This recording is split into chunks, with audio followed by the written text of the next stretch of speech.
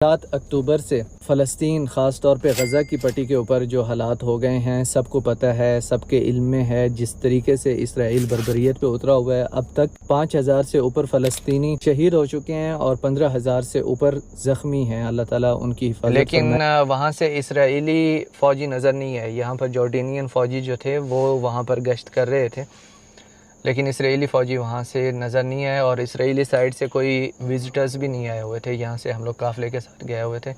सब तकरीबन क्रिश्चियंस ही थे, सिर्फ हम 2 दोस्त मुसलमान थे या हमारा गाइड मुसलमान था जो कि जॉर्डेनियन था, हमें उस जगह के बारे में बता रहा था।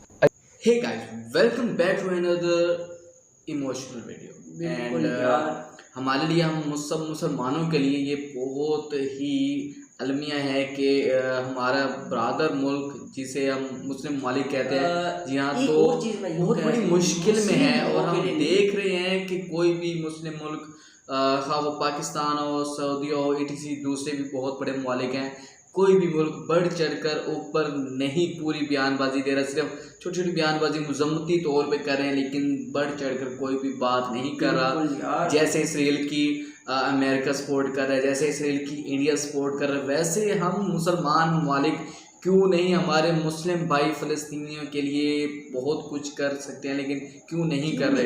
इराक, मिस्र, तुर्की, सऊदी अरेबिया, पाकिस्तान, ETC बहुत बड़े बड़े मुस्लिम मालिक हैं, लेकिन क्यों सिर्फ मजम्मती बयान ही क्यों आ रहे हैं। बिल्कुल, हालांकि ये देखा जाए ये सिर्फ मुसलमानों के लिए ज़रूरी नहीं है कि यार मुसलमान है उनके साथ जुल्म सितम किया जा रहा है, मगर इंसानियत के खिलाफ हो रहा है ये। इंसानियत, हालांकि पूरी दुनिया एक इंसानियत में बटी हुई है ना। इंसानी हकूक़ की टीम कहाँ पर है पूरी दुनिया की, जो आलमी कवानीन के लिए जो एक चीज़, चाहे वो हिंदू, सिख, ईसाई जो भी है तो इंसानियत के खिलाफ है ना। कहाँ चलेगी इंसानियत के बोल वाले।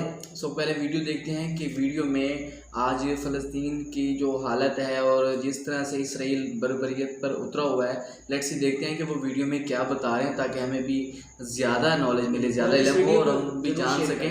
आपको भी जानना बहुत ज़्यादा ज़रूरी है कि इस वक्त क्या सूरत है वहाँ की। तो लेट्स सी यार क्या सूरत है। स्टार्ट। जब मैं फ़लस्तीन के बॉर्डर पर था, क्यों मैं फ़लस्तीन में आगे इंटर नहीं हो सका, और आजकल जो हालात हैं फ़लस्तीन की, हम लोग किस तरीके से हेल्प कर सकते हैं, सब कुछ होगा आज की वीडियो में।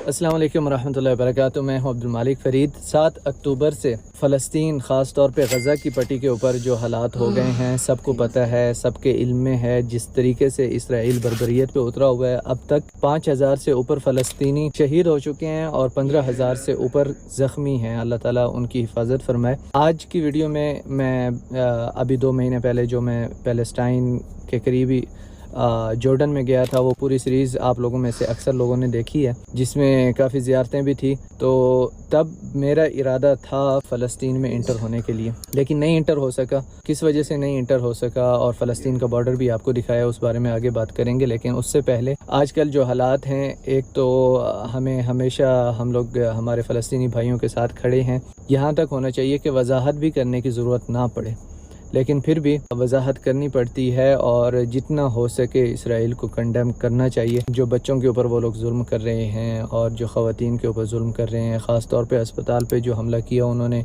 और गुज़श्ता 24 घंटों में 400 से ऊपर उन्होंने फ़लस्तीनियों को शहीद किया। तो ये इंतहाई अफसोसनाक बात है। और हम लोग जो आम मुसलमान हैं, जिनके हाथों में कुछ भी नहीं है, वो लोग किस तरीके से फ़लस्तीनियों की हेल्प कर सकते हैं, असल बात ये है जिसके ऊपर मैं बात करना चाहता हूँ। तो सबसे पहले जो सबसे बड़ी बात है, हम लोगों को आवाज़ उठानी चाहिए उनके लिए, और जो हकीकत है वो बयान करनी चाहिए कि देखें 5,000 से ऊपर, जिनमें 60% ख़वातीन और बच्चे हैं, वो शहीद हो रहे हैं फ़लस्तीन में।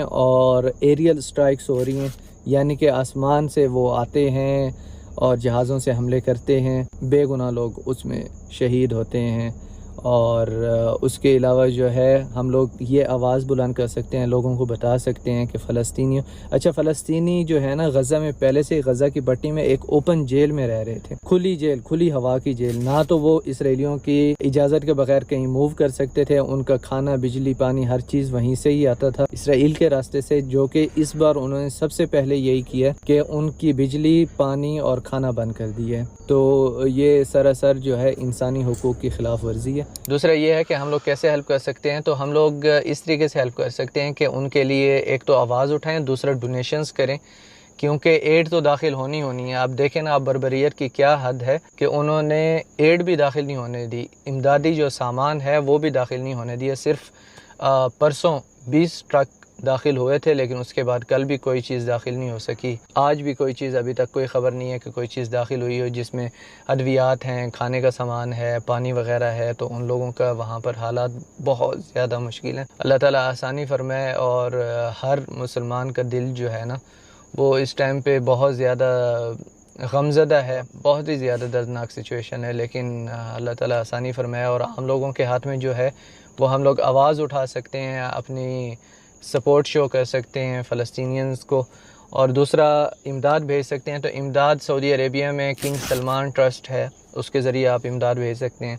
और मैं पाकिस्तान में होता हूँ तो अल खिदमत फाउंडेशन के ज़रिए मैं भेजता हूँ, क्योंकि उनके ऊपर मुझे एतबार है। बाकी ये है कि आप लोग ज़रूर वेरीफ़ाई करने के बाद ना फिर आप अपनी मदद भेजें। जो भी इमदाद आपने भेजनी है ज़रूर वेरीफ़ाई करें, क्योंकि जब भी इस तरह के हालात होते हैं तो बीच में गलत लोग होते हैं, हमारे इर्द गिर्द होते हैं, जो फ़ायदा उठाने की कोशिश करते हैं। तो ये ज़रूर एक फ़र्क पैदा करेगी। कम से कम अगर हम उनके ज़ख़म आने से उनको नहीं बचा सके, तो कम से कम उनके ज़ख़मों पे मरहम पट्टी करने का तो हम लोग इतना तो थोड़ा बहुत इंतज़ाम कर सकते हैं। अल्लाह ताला आसानी फरमाए। अच्छा, दूसरी बात ये कि शुरू से आपको मैंने बताया कि मैं जब फ़लस्तीन के बॉर्डर पर गया और वो सारी चीज़ें थी, तो फ़लस्तीन का बॉर्डर मैंने 2 बार देखा। एक तो जब मैं डेड सी के पास था, वहाँ पर मेरी गाड़ी की चाबी भी गुम हुई थी, जो कि बाद में नहीं मिली। वो व्लॉग उस टाइम पे मैंने शेयर किया था, बड़ा मुश्किल टाइम हुआ था वो भी। एक तो वहाँ से फ़लस्तीन का बॉर्डर डेड सी की दूसरी तरफ से नज़र आ रहा था, जो कि मकबूजा फ़लस्तीन है, जिस पे अभी इसराइल का कब्ज़ा है। तो वहाँ पर रात को हम लोग तकरीबन 2 बजे तक रुके थे, डेड सी पे चाबी ना मिलने की वजह से। तो हमें दूसरी तरफ वहाँ पर ना रात को वो सहरा वाला इलाका ही है किस्म के, एक तरफ से सहरा है, दूसरी तरफ जो है डेड सी है, या थोड़े बहुत पहाड़ हैं। तो वो वहाँ पर रात को पार्टीज़ वगैरह कर रहे थे, और ये इस तरीके के अशगाल में वो लोग मसरूफ़ थे। दूसरी बार जब मैं फ़लस्तीन के बॉर्डर पे गया तो वो नहर उर्दन के पास से गया। फ़लस्तीन के बारे में एक मशहूर डायलॉग है, मिनन नहरी इलल बहरी, यानी कि नहर से समंदर तक फ़लस्तीन है बीच में। ये फ़लस्तीन की हद है, जो कि अभी मकबूजा है और इसराइल ने कब्ज़ा किया हुआ है फ़लस्तीन के ऊपर। अल्लाह ताला हिफाजत फरमाए मस्जिद अक्सा की। तो दूसरी बार जब मैं फ़लस्तीन के बॉर्डर पे गया, तो वहाँ से मस्जिद अल अक्सा सिर्फ 40 किलोमीटर दूर थी, और उसका भी खैर व्लॉग था, यहाँ पर भी आपको ऊपर भी शो हो रहा होगा। वहाँ पर हम लोग नहर उर्दन पे पहुँचे, जहाँ पर हज़रत ईसा अलैहिस्सलाम ने गुस्ल लिया था, नहाए थे नहर उर्दन में। तो उस मौके उस जगह के ऊपर पहुँचे थे, जो कि क्रिश्चियंस के लिए बहुत ज़्यादा मुक़द्दस जगह है। तो उस टाइम पे हम लोग बिल्कुल फेंस के पास थे। इस तरफ इसराइल के झंडे, एक ऐसी जगह बनी हुई थी जो कि व्लॉग में आप देख सकेंगे, जहाँ पर इस तरफ उर्दन के झंडे थे और उस तरफ इसराइल के झंडे थे मकबूजा फ़लस्तीन के ऊपर। तो वो एक जगह बनी हुई थी नहर उर्दन, बीच में नहर उर्दन थी, यानी कि बिल्कुल बॉर्डर के 0 पॉइंट के ऊपर था मैं उस टाइम पे। लेकिन वहाँ से इसराइली फ़ौजी नज़र नहीं आए। यहाँ पर जॉर्डेनियन फ़ौजी जो थे वो वहाँ पर गश्त कर रहे थे, लेकिन इसराइली फ़ौजी वहाँ से नज़र नहीं आए, और इसराइली साइड से कोई विज़िटर्स भी नहीं आए हुए थे। यहाँ से हम लोग काफ़िले के साथ गए हुए थे, सब तकरीबन क्रिश्चियंस ही थे। सिर्फ हम 2 दोस्त मुसलमान थे, या हमारा गाइड मुसलमान था जो कि जॉर्डेनियन था, हमें उस जगह के बारे में बता रहा था। अच्छा, हम लोग जॉर्डन गए थे इस नियत से कि आगे जाएंगे अल-कुद्स, मस्जिदुल अक्सा में। आपको पता है, जो लोग मेरा चैनल बहुत अरसे से देख रहे हैं वो लोग जानते हैं कि फ़लस्तीन के साथ, मस्जिदुल अक्सा के साथ मेरा क्या लगाव है, मेरा क्या रिश्ता है, मेरा क्या ताल्लुक़ है और क्या जज्बात हैं मेरे। नए लोग जो आते हैं उनको तो खैर नहीं पता। तो फ़लस्तीन जाने का मेरा इरादा था, लेकिन मैंने सोचा कि वहाँ से जाके ना, काफ़ी लोगों ने कहा था कि पेपर बनता है वहाँ पर, तो उस पेपर के ज़रिए आप बग़ैर पासपोर्ट के ना मस्जिदुल अक्सा तक जा सकते हैं, वहाँ पर जाके नमाज़ पढ़ के आ सकते हैं।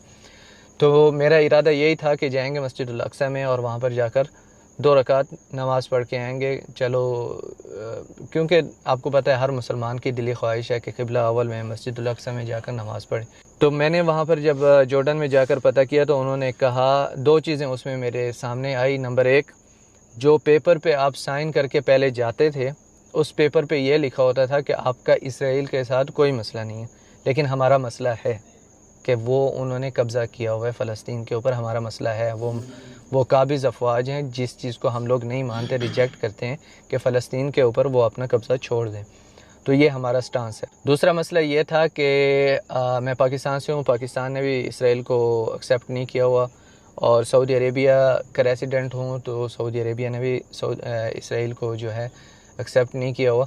तो दोनों तरफ़ों से मैं नहीं जा सकता था। तो उन्होंने कहा कि आपको ऑनलाइन अप्लाई करना पड़ेगा इसराइल का वीज़ा, तो वहाँ से आप जाएं। लेकिन सबसे बड़ी वजह यही थी कि अगर मैं जाना चाहता हूँ तो वो लोग इस चीज़ पे साइन लेते हैं कि आपको कोई मसला नहीं है इसराइल के साथ। तो इस वजह से ख़ास तौर पे मैं पीछे हट गया।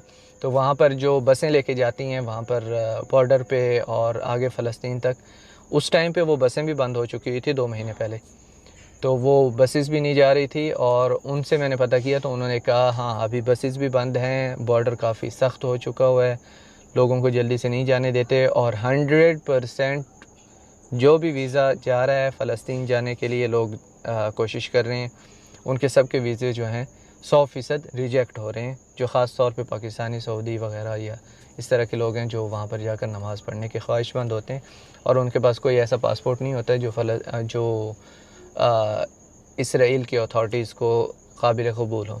तो इस वजह से मैं फ़लस्तीन में नहीं जा सका, और ख्वाहिश अभी तक दिल में वैसी की वैसी है। इंशाअल्लाह ज़रूर एक दिन मस्जिदुल अक़सा में नमाज़ पढ़ेंगे जाके। मुझे अल्लाह ताला से उम्मीद है कि अल्लाह ताला ज़रूर इस चीज़ का मौका देगा। इंशाल्लाह हम भी इंशाल्लाह ज़रूर जाएंगे, और ये जो यहूदियों का कब्ज़ा है इंशाल्लाह अल्लाह पाक की रहम करम से वो भी कब्ज़ा छूट जाएगा। अल्लाह पाक की जो ज़ात है वो बहुत बड़ी है। इंशाल्लाह मुसलमानों की ही जीत होगी। और ये गज़वा हिंद है, इस तरह की जो जंग होनी है तो उसके असरात बहुत ही ज़्यादा नज़दीक हैं, और इंशाल्लाह पूरी दुनिया पे एक दिन आएगा जो कि सारी मुसलमानों का ही कब्ज़ा होगा वहाँ पर। और ये बहुत बड़ी आजमाइश है इसराइल की तरफ से उस पे फ़लस्तीन पे, और अल्लाह पाक जो है उनकी आजमाइश को आसानी फरमाए फ़लस्तीन की। और इस तरह से जो हमारी अक़वाम मुत्तहिदा में इंसानी हकूक़ की तंजीमें जो हैं वो पता नहीं अब कहाँ पर सोई हुई हैं। और आई डोंट थिंक यार कि सऊदी अरब बहुत बड़ा इन्वेस्टर है, बड़ा एक्सपोर्टर है, और पाकिस्तान भी सही है, तुर्की भी बड़ा ज़बरदस्त है, लेकिन ये क्यों नहीं बहुत कुछ कर पाते यार। अमेरिका ने खुला बातों तक महदूद रह गई है। ये कह देते हैं ठीक है इसका कोई हल निकाला, हम ऐसा नहीं चाहते, हम तो ये बड़े हो जाएगा वो हो जाएगा, क्या हो जाएगा भाई, तब तक ये फ़लस्तीन भी वो हो जाएगा यार। हम तो बड़े ही पुरअमन लोग हैं भाई, हमें झगड़ा झोड़ा नहीं चाहिए। बिल्कुल मुझे लग तो ऐसे ही बात नहीं है, किबले अव्वल मस्जिद अक़सा पर यार इतने टाइम से कब्जा है। और ये डाउट होता है एक मुसलमानों पे, सवाल उठता है एक मुसलमान होके किबला अव्वल को बचाने के लिए, मस्जिद अक़सा को बचाने के लिए कुछ नहीं कर रहा। सिर्फ ये फ़लस्तीन के मुसलमानों के लिए फ़र्ज़ है कि वो किबले अव्वल मस्जिद अक़सा के लिए लड़े मरे शहीद हो? नहीं, अगर खाना का उम्र अल्लाह न करे ऐसा हो तो क्या फिर सिर्फ मुसलमान सऊदीया के वो होंगे ज़िम्मेदार कि वो जो दूसरे यहूदी जो भी गैर मुस्लिम होंगे वो अगर अल्लाह ना करे ऐसा कुछ हो तो क्या सिर्फ वही उसका प्रोटेक्ट करेंगे? नहीं, पूरी दुनिया के मुसलमान करेंगे। बिल्कुल यार, उसके लिए भी ऐसे ही हमें आगे बढ़कर सिर्फ इसे मुज़म्मतों पे बात नहीं होनी चाहिए, फुल बढ़ चढ़ कर ये एक्शन लेना चाहिए। सो गाइस वीडियो कैसे लगी शेयर करें दोस्तों के साथ, और इस वीडियो को लाजमी शेयर करें। अल्लाह पाक आसानी फरमाए उनके लिए, और अल्लाह पाक हमें हिदायत दे कि हम भी अपने मुंह से जो ताले लगे हुए हैं ये खोलें अपने मुंह के ताले यार। तो जितना हो सके हम करें, जितना हो सके उससे भी बढ़ चढ़ के करें, और सच्ची नीयत से करें। हमारा किबला अव्वल है मस्जिद अक़सा, और अभी तक जो खबर आई है 7000 से ज़्यादा लोग जो हैं वो शहीद हो चुके हैं फ़लस्तीन के, जिसमें औरतें बच्चे जैसा भाई बहुत ज़्यादा। और जो गज़ा है उसकी हालत तो बिल्कुल उन्होंने बंजर कर दिया इसराइल ने, और वो किसकी सपोर्ट से, ज़ाहिर अमेरिका की सपोर्ट से उसका दामन है किसी बहुत कुछ है। और इसमें ये देखो ना, इसराइल की मदद करने के लिए अमेरिका आगे आ गया, इंडिया आगे आ गया, और 2-3 कंट्रीज हैं जो हालांकि वो जो जगह है वो भी, जबकि यार फ़लस्तीनियों ने इसराइल को पनाह दी थी वहाँ पर। आहिस्ता आहिस्ता उन्होंने क्या किया कि कब्जा कर लिया, उनके पाँव काटते गए फ़लस्तीनियों के, और वो कब्जा करते गए, और अब पूरी वो जो फ़लस्तीन है इसराइल वहाँ पे काब्ज़ा हो गया। की एक वजह है ना, फ़लस्तीन इस वक्त अकेला पड़ चुका है। उसकी कोई मदद नहीं कर रहा, सिर्फ बातों और कहा जा रहा है कि हम फ़लस्तीनियों के साथ हैं, ये है वो है, मगर ऐसा कोई नज़र नहीं आ रहा। अल्लाह पाक हमारे दिलों में जो है वो प्यार डाले, उनके लिए मोहब्बत पैदा करे और हम उनका साथ दें। बिल्कुल। सो मिलेंगे नेक्स्ट वीडियो में, बहुत सारा ख्याल, अल्लाह ने